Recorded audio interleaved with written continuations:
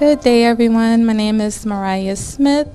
I work for Equus Workforce in the Department of Labor. My position is a talent development specialist, and I'm here to introduce the panelists and the moderator.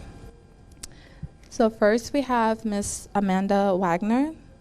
She's the Chief of Operating Officer at Employee Prince George's, overseeing the nonprofit's operations and administrative duties for Prince George's County Workforce Development Board. She's an experienced workforce development professional with certifications in various areas. Prior to her current role, Amanda led efforts to secure funding for workforce development services and worked with national workforce development organizations.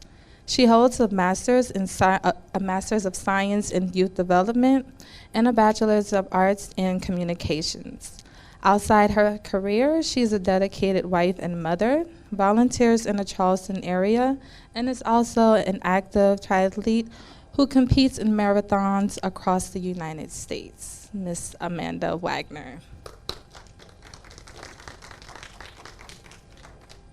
Second, we have the Honorable Cindy Richardson. Cindy is a native of St. Thomas, U.S. Virgin Islands, with roots in various islands. She graduated from St. Peter and Paul Catholic High School in 1994 and earned a Bachelor's of Science in Marketing from George Mason University in 1999. Her career includes roles at the University of the Virgin Islands and the VI Department of Labor, where she excelled in grant management and process improvement. With 22 years of experience, she was nominated in September of 2021 to serve as the USVI Director of Division by the Government and Lieutenant Government. Cindy Richardson. Okay. And next we have Dr. Christopher Laney. He's a labor economist and serves as a Director of Government Affairs and Workforce Strategy at Lightcast. In this position, he specializes in economic and workforce development, overseeing projects related to strategic workforce planning, industry sector strategies, labor market demand, and workforce availability. Dr. Laney's research is dedicated to understand inequities and barriers to employment, with a particular focus on you, everyone. Dr. Christopher Laney.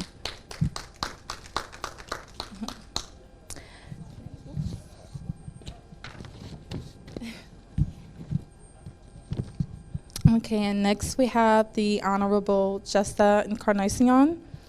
Is a native of Native Virgin Islander, holds degrees in nursing and business management. Her healthcare career began as a pediatric nurse in St. Croix, where she developed strong clinical assessment skills and deep compassion for patients and their families. She later worked in pediatric nursing in Cleveland, Ohio, and returned to St. Croix to establish the first health services office at the University of the Virgin Islands. Her roles include healthcare management, include nurse recruiter, assistant chief nursing officer, Vice President of Ambulatory Services, Vice President of Strategic Initiatives, and Chief Nursing Officer at the Governor Juan F. Lewis Hospital and Medical Center. She also serves as Commissioner for the Virgin Islands Department of Health, focusing on enhancing awareness of behavioral health and substance use issues. She joined the Puerto Rico Virgin Islands HIDTA Board of Directors to address substance use, misuse, trafficking, and behavioral health challenges. Commissioner Encarnacion is dedicated to improving health care in the Virgin Islands.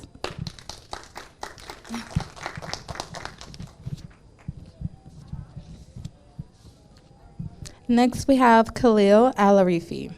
He's originally from St. Thomas, U.S. Virgin Islands, and graduated from Charlotte O'Malley High School in 2007, and earned a bachelor's degree in entertainment business from Full Sail University in 2009. He has held various roles in commercial management and co-funded multiple ventures.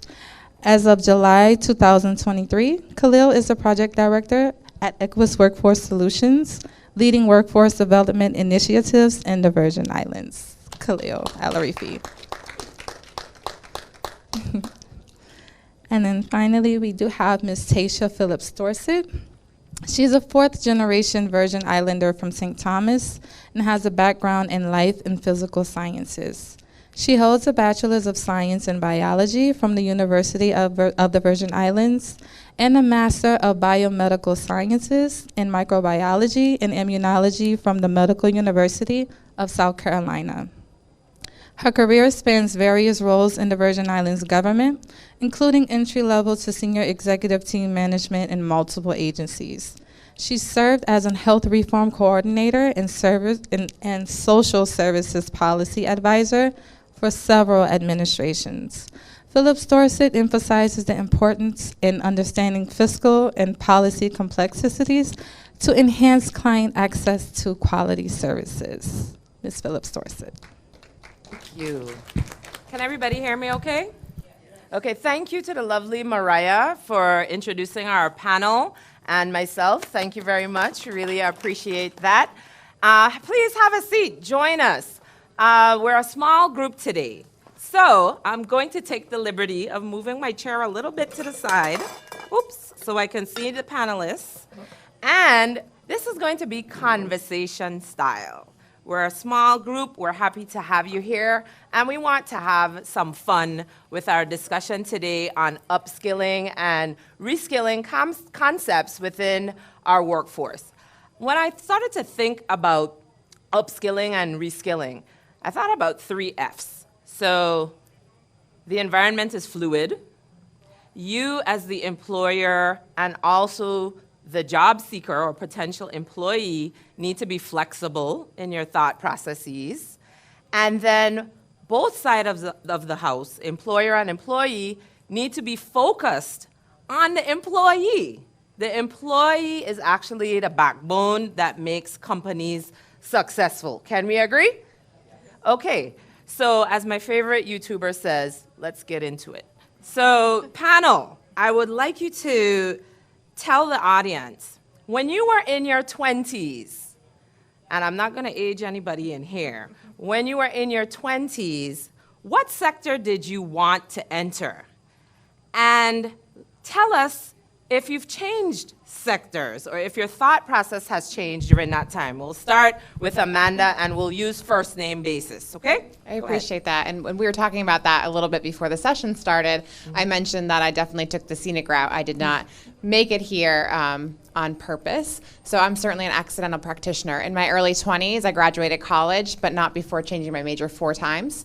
So always in the helping profession, education, sociology, and ended up with a communications degree, went to law school and dropped out. So I really had no idea what I wanted to do, but I ended up serving in a youth role and haven't looked back since. So I kind of took the scenic route, but made it here on purpose. Thank you for sharing. And as a reminder, Mariah told us that Amanda is the Chief Operating Officer at Employ Prince George's. So a winding road led you to somewhere with a nice finite path. Up next, Director Cindy Richardson. Hi, Cindy Richardson, Director, Division of Personnel. I too took the scenic route. I started out wanting to do a concentration in business administration. And after our first few classes, I was like, this isn't for me. And I changed over to marketing. And returning home, I definitely tried to dabble in that area.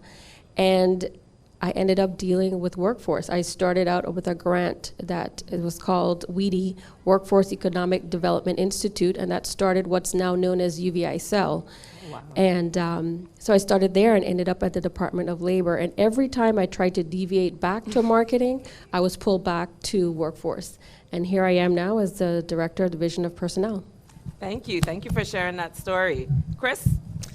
Yeah, I mean, most of my 20s, I figured I would go into marketing, digital marketing specifically. I thought that there was a lot of opportunity there. I was in and out of school. I probably dropped out of school many times. It took me 10 years to get my bachelor's degree. And then once I kind of had that direction of where I wanted to go, it was easier to do my my later degrees after that. So it was always marketing, and I always joke about, I'm in workforce development. Clearly, there's a career pathway to workforce development, which is collecting a bunch of skills and other things, and then coming to workforce development. And that's certainly what happened to me. I collected skills in marketing and digital marketing, and I use those still today in a lot of the work that I do. Thank you, Chris, for sharing. Jack of all trades. So combination of subject matter expert and jack of all trades. Next, we have Commissioner Tita Encarnacion. Good morning, everyone. When my bio was read, right, it actually shows that I stayed within the same path from being at 20 to now. However, what it shows is that going in the career of nursing, you're able to go within nursing but remain within a healthcare field in so many different ways. So I think I explored every single opportunity there was within a hospital system. And so asking to become the Commissioner of Health in public health has actually broadened my scope in reference to what is out there in public health. Is awesome. It is huge, but it's awesome. So it actually has taken me somewhere where I didn't think I was going to be. Great, thank you for sharing. And I have to say, I did meet Tita in my 20s. So it's nice to be able to still work with her throughout my career. And next we have Khalil. Yeah, that's, you're really taking me back on memory lane here. But so in my early 20s, I really wanted to get into music business. So, that's the field that I went into. I worked in New York City, for a few years, but had a hard time dealing with egos of individuals in that industry. I worked with a lot of the big names, and a lot of them had really bad egos. So I figured that maybe that wasn't the path for me. And I returned home and started working in telecom. I stayed there for about 4 years. And then I moved into logistics, stayed there for about 3 years. And then I started working in private equity, operations management. And here we are. I have collected a ton of experiences in that entire path of life so far, and it's been working so far with how I manage my team, how I run the department, vision and insight. You learn a lot along the way, and I'm actually happy that I took the scenic path. Yeah. Got it. Thank you so much for sharing. So I think, audience, we can agree. We've heard the words scenic pathway multiple times during this little roundup conversation that we've had. And the reason that we took the time to share with you that information is to realize that your career and your workforce experiences don't have to be stagnant. You're not just one thing at any given moment in time. And that leads us into our conversation on reskilling. So I'm going to set it up. Anybody remembers that old TV show called I Love Lucy? If you do, raise your hand. So, all right. If you don't, Lucille Ball in the 1950s was a famous actress, and she had a TV show called I Love Lucy. It chronicled the adventures and sometimes misadventures of herself and her husband, Ricky. Now, Lucy was a homemaker, and a lot of times people don't, categorize a homemaker as a career, but it is a job. You're taking care of the household, you're taking care of your kids, you're taking care of yourself, taking care of your partner, etc. So in May of 1952, there was an episode that focused on job switching. So Lucy was taking advantage of an opportunity from being a homemaker, and she went to work in a chocolate factory. And in this particular episode, she was assigned to a conveyor belt, and it was a high-speed conveyor belt. And she was responsible for packaging the chocolates that were produced upstream. So she was a downstream worker. She had just entered the workforce. We don't think she got a lot of training. Someone just came and put her there and said, get these chocolates packaged. So let me tell you, Lucy started off well. Took her time, the chocolates started backing up. Lucy ended up shoving them in her bra, shoving them in her pockets, shoving them in her mouth in an attempt to keep up. But in our discussion on reskilling workers for a different industry, remember she went from homemaker to an assembly line worker, it is critical that the employer or the agency spends some time to help the employee be the best that they can be and optimize them in the position that they're in. So that's where I would like to start with the discussion. I'd like two of our panelists to jump in at this point and kind of give their perspectives on what reskilling is and how that is relatable to our Virgin Islands market or the market abroad. So I'd like one male, one female, and giving you a choice, not putting anybody on the spot. So when we talk about upskilling and reskilling, in my mind, I really think about past experience, and I think oftentimes we don't look at the skills that we develop along the way. So when we're talking about Lucy and the Chocolate Factory, being a homemaker, there are so many things that you do every day, from making sure your children have food, making sure that the dishes are clean, making sure that there's clean laundry, and all the things that you do. But how do you translate that to your next step? How do you translate those skills into a meaningful resume of skills that someone would say, wow, they have a lot of great experience? I think one thing that I would encourage our audience to do is to really look at the things that you've developed along the way. We talked about our first jobs earlier. When I was on my first job, I worked at a customer service for Levi's. So I learned how to, look at different customers. I learned how to merchandise. I learned how to use a cash register. All things that are really important today that I've been able to translate over time and work with people in a really meaningful way. I know you worked at a movie theater, right? So, 4 wins. Yeah. So really looking at things that you used to do and saying, okay, these are things that I really like. These are things that I don't really care for, but how can I translate those into my next step that is really meaningful? And we talked in the panel earlier today about looking at how you can translate your skills and take advantage of your own opportunities in your own next step.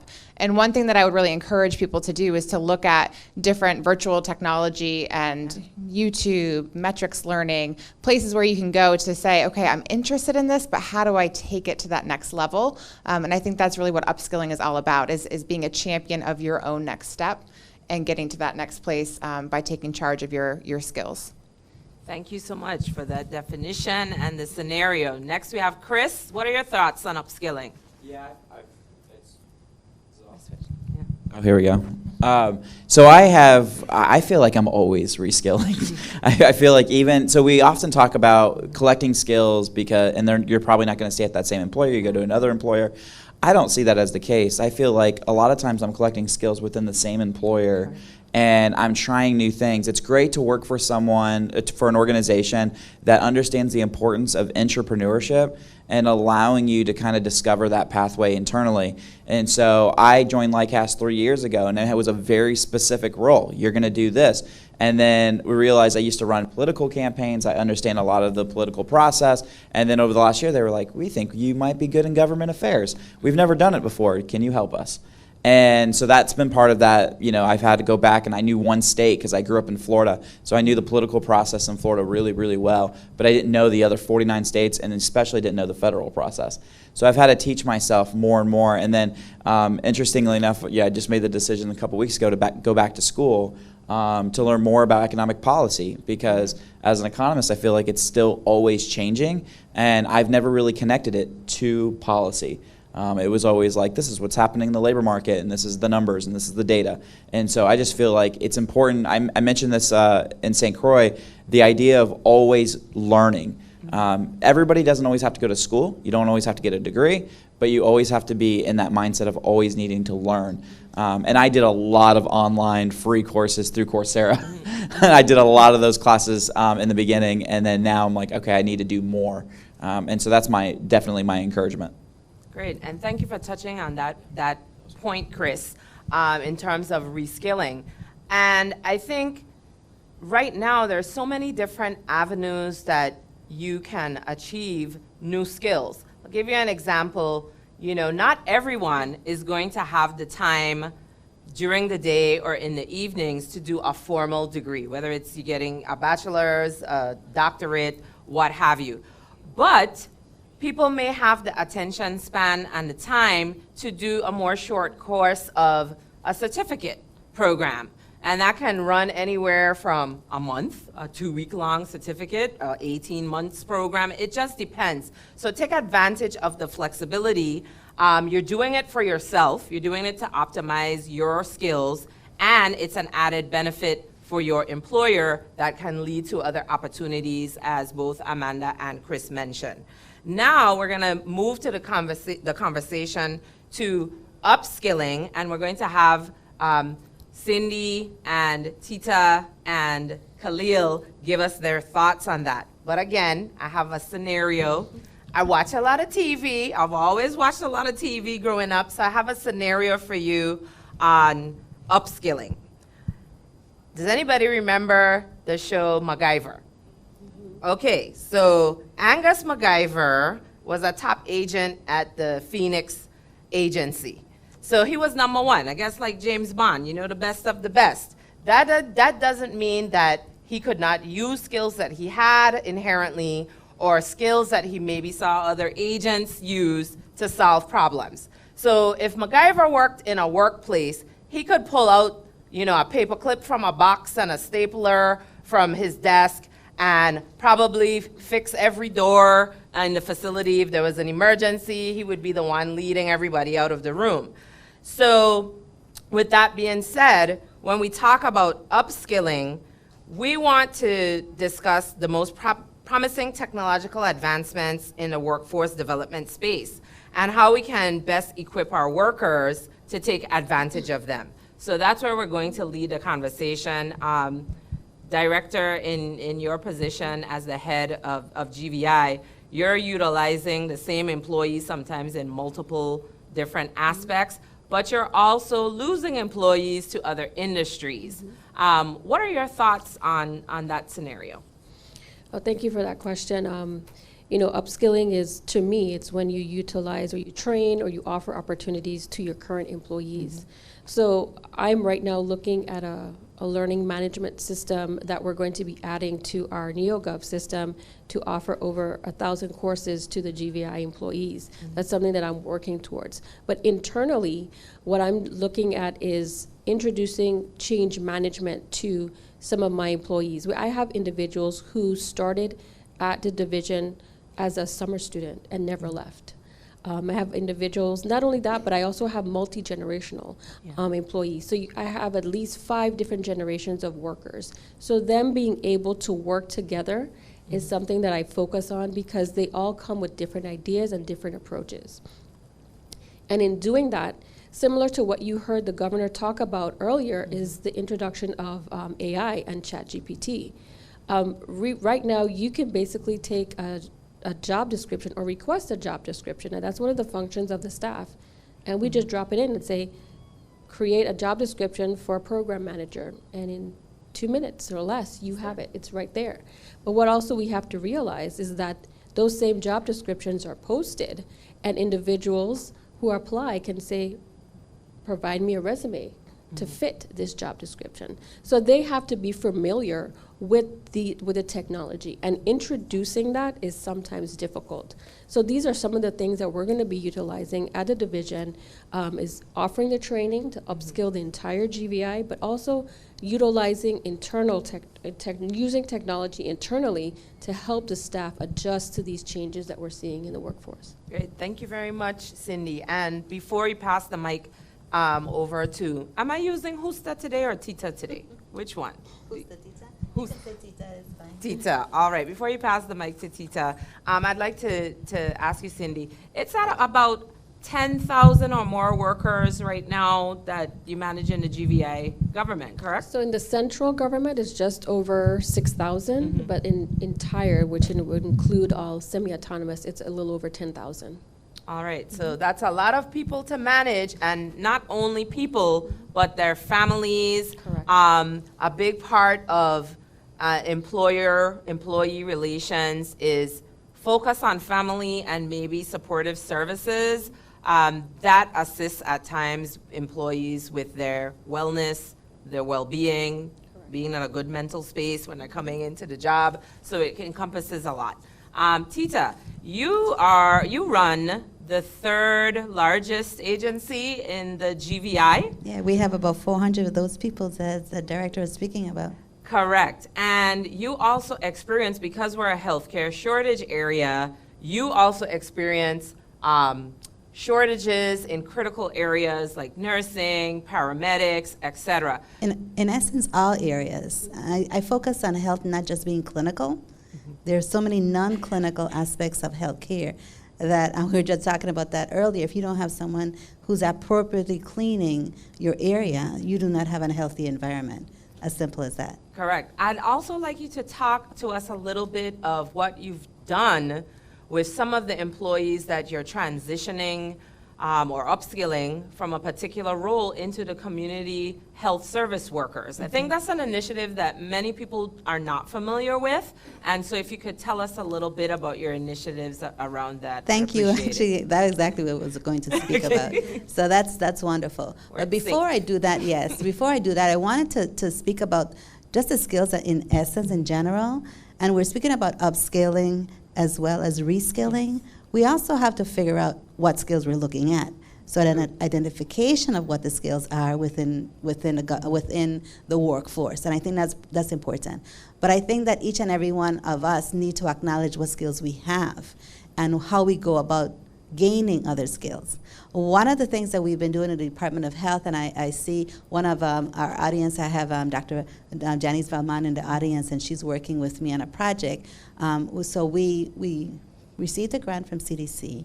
It's a health disparities grant on 2103. So it allows us to actually look at disparities and focus on the social determinants of health within a territory and show us exactly what we need to do to help individuals become more healthy. So one of the things that we worked with, and Dr. Taihan Caesar is here as well, but we work on looking at health equity. And we determined how do we actually balance health equity or improve health equity within the territory. And it's so funny because we're saying upscaling and advancing. Workforce, in reference to looking at community health workers, we're actually going back into the past. Technically, that's what we're doing. And so we're going back into the past. We're using more soft skills, teaching them how to communicate better to individuals that they encounter, and how to pull information from them to gain their trust. But one of the things that we're doing now is actually, one, certifying them. So the certification program is gone. I think we have about 9 certified community health workers at this point in time. And then another step is the IT that you spoke about, the digital world. How are we now including data to improve what we see as social determinants of health identification? So we have to be able, so we're teaching them now how to utilize that data. So one is the certification, and we're working with Howard University to ensure that that program, there's a pilot that's going on right now. So our community health workers are now being trained to utilize data, IT, to be able to go into the community, pull the data, bring it back to us where the decision making is going to be based on the information that they share with us. Upskilling, reskilling. Correct. Thank you for sharing. And I also like that you tied in and mentioned the fact that you're not just going out into a community and telling them what you're going to give them. You are asking the community what services they need, where are their gaps, and you're meeting them where they're at and filling the unmet need. So thank you for sharing that. That's critical. That's the only way that we can determine what the needs are. And you know what? That also teaches us what type of skills we need to improve upon to go back out into the community. Correct. So Khalil, you are the project director of the USVI Equus Workforce Solutions branch. Now, you partner with a larger company that operates domestically within about you have 350 locations, I believe. Yeah. I look at your agency as a connector. So you're out there connecting the people, hands on the people, and connecting them into new workforce opportunities. And you focus on career centers, you have family support services, et cetera. What has been, in your experience, the challenge with reskilling job seekers that may come into some of your centers? Oh, that's a good question. In the position that we're in, we can see two sides of the fence, right? We can see what the business needs are, and then we can see where the gaps are, right, when it comes to the human capital side. The hardest part for us is trying to bridge that gap, right? Showing people like, hey, there's opportunity in this sector. You have particular skills that would make you successful in that. It's sometimes hard to persuade individuals to see their potential. So we have, case managers that work with them and almost counsel them on showing them the benefits of why they should explore these sectors based on their previous work history, their education. I think for us, that's one of the biggest challenges, is seeing the potential and not being able to make the person see their own potential. Correct. I think that is a great lead-in, Khalil, because a lot of times employees feel that they want to remain safe. And I would say it's more so baby boomers, to a little bit of an extent Gen Xers. They want to feel safe, they want to feel stable. So if their employer offers opportunities for upskilling, or they're reskilled and they might have an opportunity to leave that employer, what would the panel tell the employees about taking risk in your careers and the benefits of taking risks? The governor talked a little bit about that in a session earlier today, and I'd like to hear your thoughts. Panel, anyone can take a chomp on it. What I think is really great, and what I'd love for you all to reflect on, is when is the last time you took an interest inventory assessment? So working in workforce development and working across the table with job seekers who come in and say, hey, I'm really looking for work, the first step we usually take is saying, hey, what are your interests? What are your aptitudes? What are your skill sets? What's going to be the most appropriate next step for you? When you're already working, I think a lot of times we take that for granted, and I've given out hundreds of skills assessments, but I don't know the last time that I actually took one. And so when we're talking about advancing our careers and moving either laterally up a career pathway, like Tita mentioned in her introduction, or moving to a completely different occupation, which sounds like Chris did, I think it's really important to say, what are my interests? Have they changed? Have I evolved? And with that, what occupations really align with what my interests are? And I think we really don't do a great job of that. There is a organization that I'm a part of called CALE, the Council of Adult Education and Learning, Experiential Learning, and they have a really great skills taxonomy where you can put in skills that align with your interests, and it can show you actually in kind of a spreadsheet format of, okay, I have project management skills, I have budgeting skills, I have these skills, and it'll actually show you occupations that align with your skills. And so I think taking that moment to take a step back and not just going on Indeed or LinkedIn, trying to find your next step, and really being intentional about looking at what your skills are and how they may align with a new occupation is something that we have to look at. Thank you very much for that, Amanda. Any other panelists would like to share your thoughts? One of the things I'd like to add to that is, and it's something that I see often, is the applicants who apply for jobs not willing or not selling themselves. They're selling themselves short, actually. I'll give a good examples. Let's take somebody applying for like a cashier position, and you could see the history of them, just moving up up to a lead cashier. But on the side of the resume, they could do medical coding, and nothing of that was expressed in their resume. So a lot of times I see that sometimes people apply for jobs and they're not selling themselves. They're not even looking at the job descriptions that they're applying for and saying, how can my skills now meet what the employer is looking for? Even to internally for like myself, I was presented with the opportunity when I was working at the Department of Labor to do a grant management certification. And I was like, no, I don't want to do grants. But I did it anyway. I pushed myself, and I was the grant manager for almost 10 years. You know, I didn't know anything about grants. I had a marketing background. So sometimes it's taking that leap of faith and just trying. I'm not also waiting on the employer to say, well, I think you should do this, or you should try for this promotion. Do the training yourself. Invest in yourself. Take those trainings online. Ask to go to that conference, and not just waiting around for somebody to do it for you. There's so many opportunities for you to advance yourself and for you to sell yourself to that employer. Just take that next step. Yeah. All right, thank you. What I would say to that as well is it's important that we show people that, yes, you might be afraid of taking that risk, but not taking that leap is a bigger risk, right? Because you sell yourself short, right? You miss opportunities. Taking that risk, most successful people are successful because they took risks. Every investor that invests, that makes money because they take a risk, right? You don't become successful by just waiting around and hoping things fall into place. So I think we need to do a better job of expressing that to people, that you staying stagnant is more of a detriment to you than taking this leap, right, to where there might be a small possibility of failure, you know? Correct. Go ahead. Thank you for sharing that. If I can add to that as well. Sure.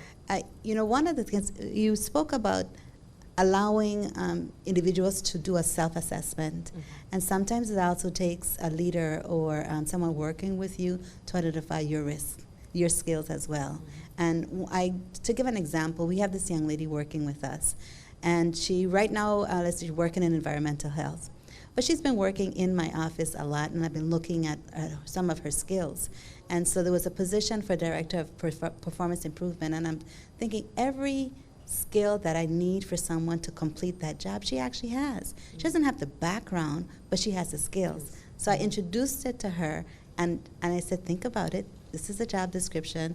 And we up to yesterday, we spoke about it again, and she's accepted the position, and I look forward to the amazing thing that she can do. Never done it before, but I know she can do it. So she's actually been training with the individual we have right now, Dr. Sims, who's been doing it, and I know she's going to do an awesome job. Sometimes it takes other people to identify the skills in you as well.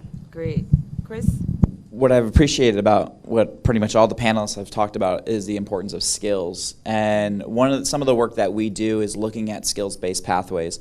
It's the kind of older way of thinking about pathways was within the same industry. We were like, okay, I'm going to become a CNA, and then I'm going to become an LPN, and then I'm going to become an RN. And it was always within those, and that's absolutely a pathway. But it's actually a very uncommon pathway to stay within the same industry. Less than 25% of individuals stay within the same industry as they are collecting skills and progressing in their career. And why is that? Well, if you were, for example, if you stay in the same career and you get a raise or you get promoted, most of the time the average wage increase is about 3 to 4%. If you jump industries, the average wage increase is about 10%. And so individuals go, wow, I was in customer service and I got all these skills I've collected. Well, what can I do now? Well, if you can go into IT and start on the help desk at an entry-level help desk technician position, you're going to make, on average, about $10,000 to $15,000 more a year by making that jump. But it's really uncomfortable for a lot of individuals to think, I'm going to move into another industry. I'm comfortable here, and I'm going to do this job. And so that's why the importance of building those skills and understanding how those skills translate to other opportunities outside of your own industry is really important. Thank you, Chris. And as a labor economist, what is the trend that you see when persons are reskilled and they want to move into a different industry? Do you see people moving within like 3 to 5 year window, of more of 1 to 3 year window? Share your thoughts with us on that.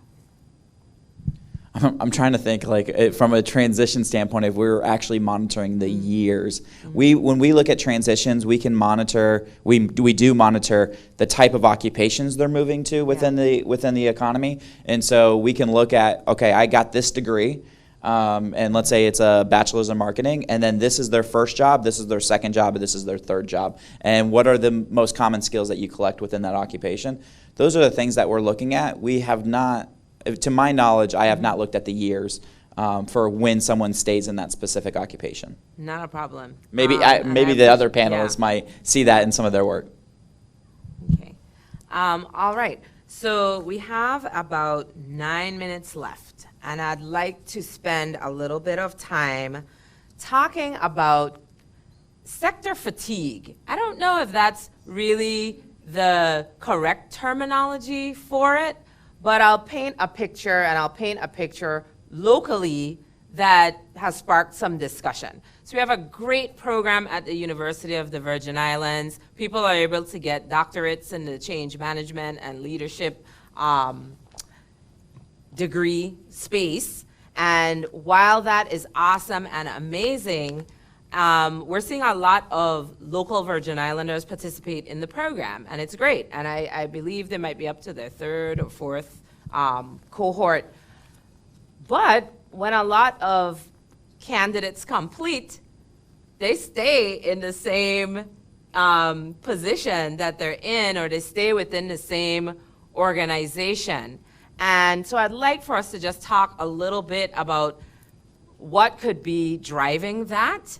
I've had some conversations with some other folks recently on that, and it might be sector fatigue. It might be where there aren't enough other opportunities, whether private or public, within the territory for them to move into, and that might be driving their choice to stay within the organization or the industry that they're in. So this is kind of like a wild card wrap up. I didn't tell any of the panelists that I was going to throw this question on there, but just for discussion purposes, let's on the fly share our thoughts on that.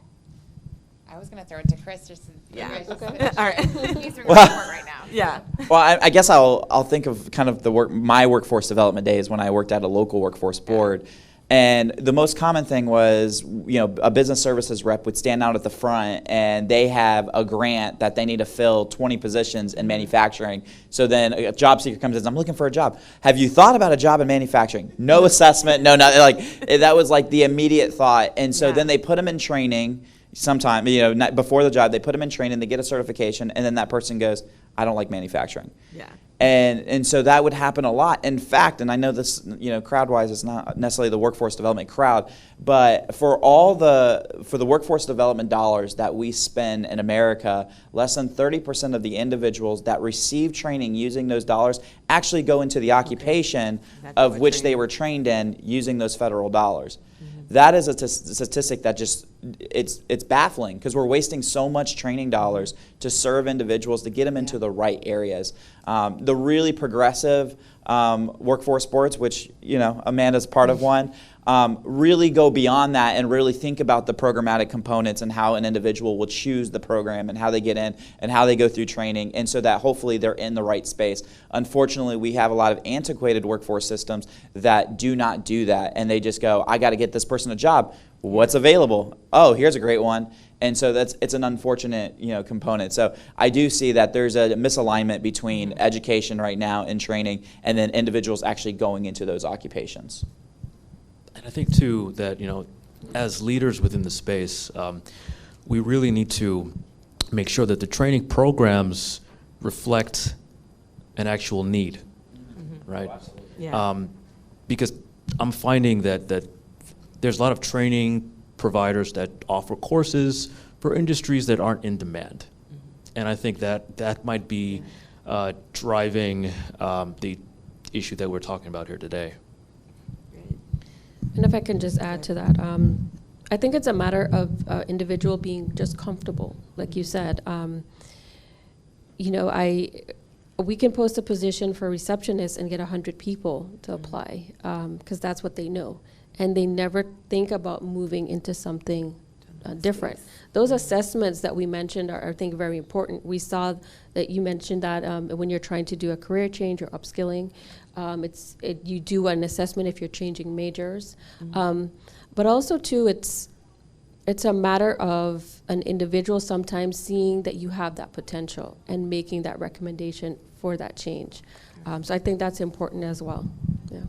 And I'll take it from the healthcare sector point of view. We have 2 hospitals within the territory, 1 clinic on St. Thomas. We also have the federally qualified health centers.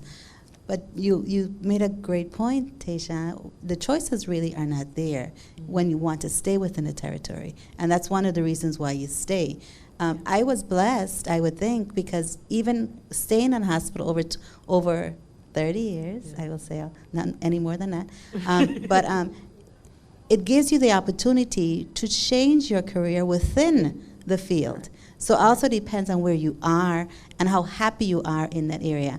The governor spoke 2 days ago, and then again today, about not being happy but just not wanting to change for fear of taking that risk that we spoke about just a little while ago. So we now need to, this is a wonderful opportunity to, and I really wish we had some students in here to listen to this so that they can also see that going into their own career paths, risk should be taken and change is necessary and should not be feared.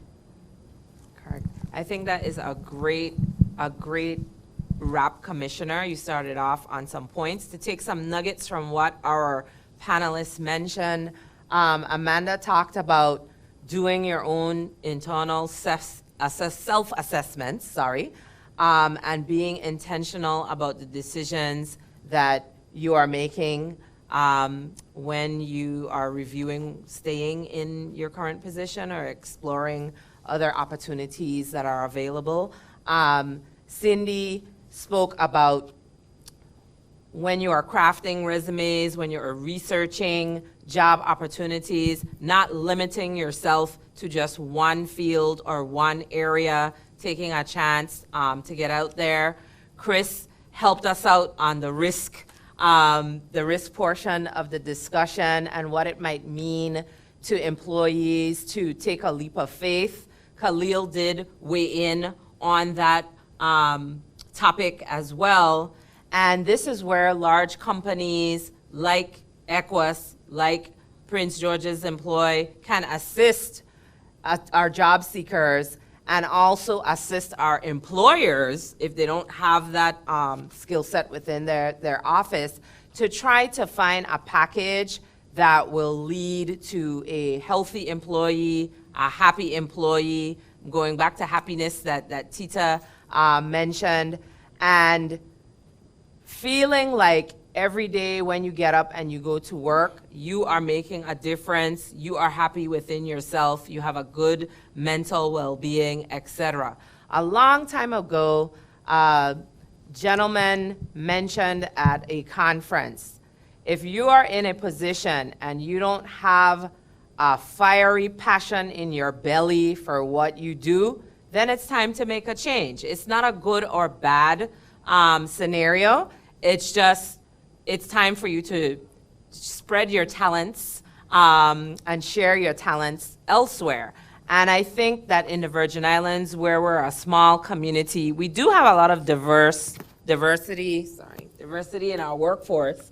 But this makes the point that industry hopping is a way to also survive in the territory. And if you as the employer are invested in taking advantage of your own training and upskilling opportunities, and your employer is interested and progressive in terms of making these opportunities available to you, then that is a good alignment. I was trying to remember that word that Chris said. You know, he talked about alignment, he talked about misalignment with positions. So I think today's panel did a great job in covering our reskilling and upskilling topics. I hope you do too, as the audience here with us today and listening via the stream.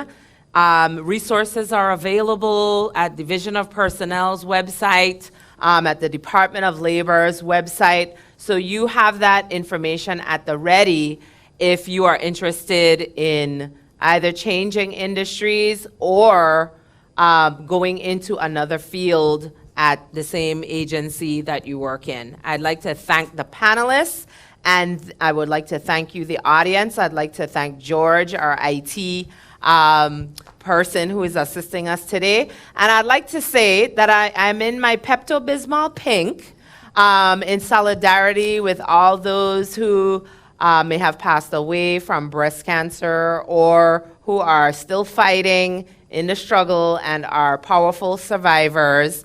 This is Breast Cancer Awareness Month. It's called Pinktober, and there are 2 activities coming up. The Department of Health is hosting a breast and prostate cancer walk in St. Thomas. It'll start at 5:30 in the Fort Christian parking lot on Saturday, October 14th. Come out and join the team. They'll be walking down Main Street in support of breast and prostate cancer. And if you don't have any pink, that's okay. You're more than welcome. Come and join. And then on October 21st in St. Croix at the St. Croix Educational Complex, it's the American Cancer Society's Relay for Life. That starts at 4:30. Even if you can't make it over to St. Croix, go to the ACS website and donate, because all of the money stays local in the Virgin Islands. So thank you for your time, and let's thank our panelists.